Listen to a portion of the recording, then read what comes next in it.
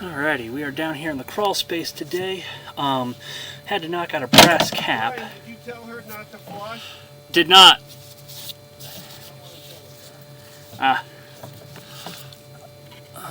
But the cast iron collar here cracked, so we ended up having to remove all that material, but we're able to seal it up with a 4-inch expansion plug. That's going to fit nicely. So we're going to go ahead and hop in the line and see what we can see.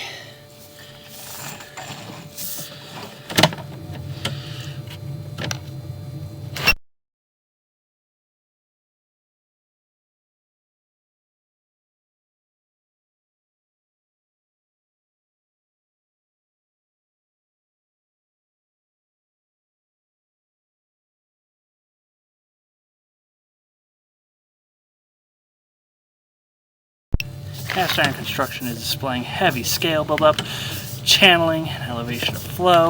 We could see just how restricted it is in some of these areas.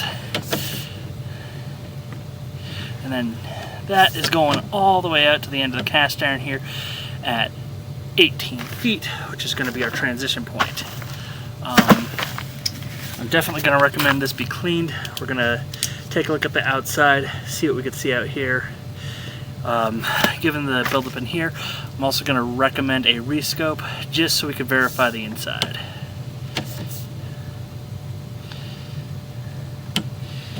And immediately at 19 feet we have a crack.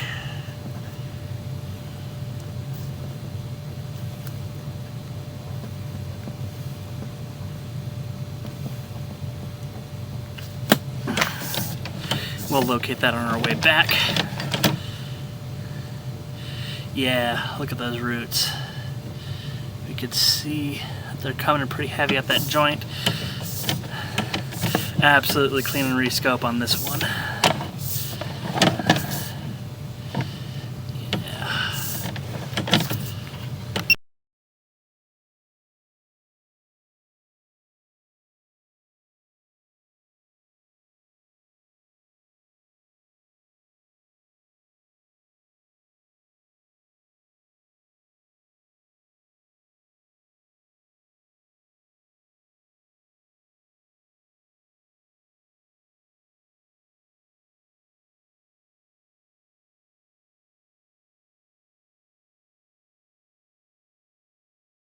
Got a low point beginning at 46 feet. And let's see how far out this travels. Not very. Oh yeah. Absolutely clean and rescope. This is being exaggerated by roots and debris, all sorts of other nastiness, and we want to get a clear view of the line. This initial inspection is going to give us a good general inspection on what we can expect in the future.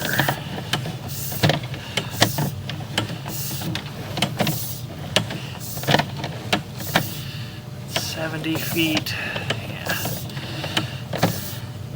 Little bit of settling, but we'd expect to see that in a line like this.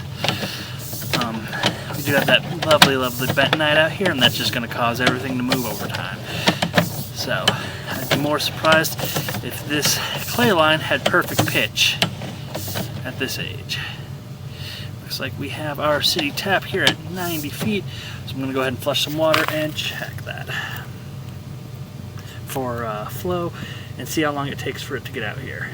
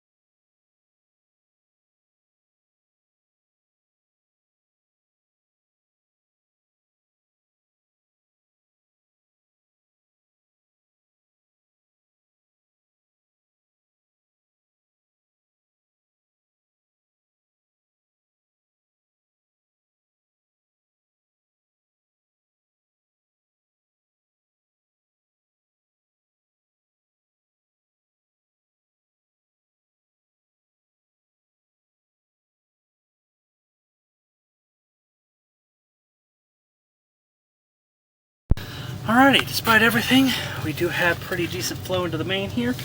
We're gonna go ahead and pull back, double check our work. Line, I'm just gonna call it out for a clean and rescope as of right now.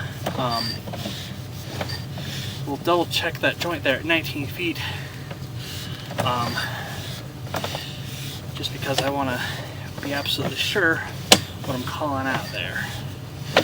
But all things considered, a majority of the line is in pretty good condition, just needs some TLC. General care and maintenance for this line should be cleaned every 3 to 5 years with a chain auger or 3-inch blade to prevent this kind of scale buildup, but to also prevent any flow restrictions like we're seeing today. Outside of that, I recommend no non-flushables, floss, flossers, Q-tips, hygiene products, including feminine hygiene products. Besides that, I also highly recommend that people do not use flushable wipes.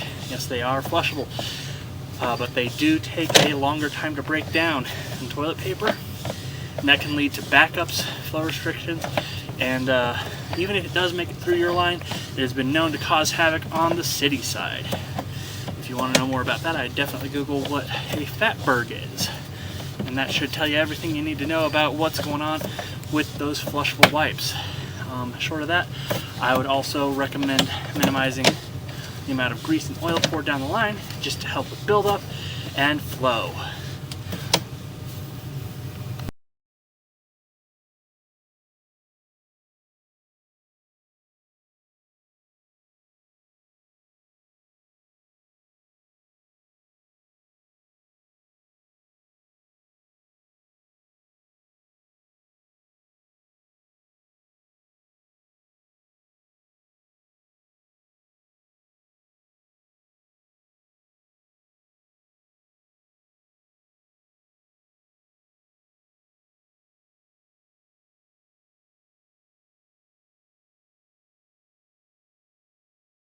I just do not feel 100% comfortable calling that out as actual damage right now.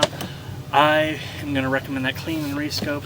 Definitely needs the TLC, definitely needs some roots knocked away from the other joints, but also the inside needs to be double checked for proper flow.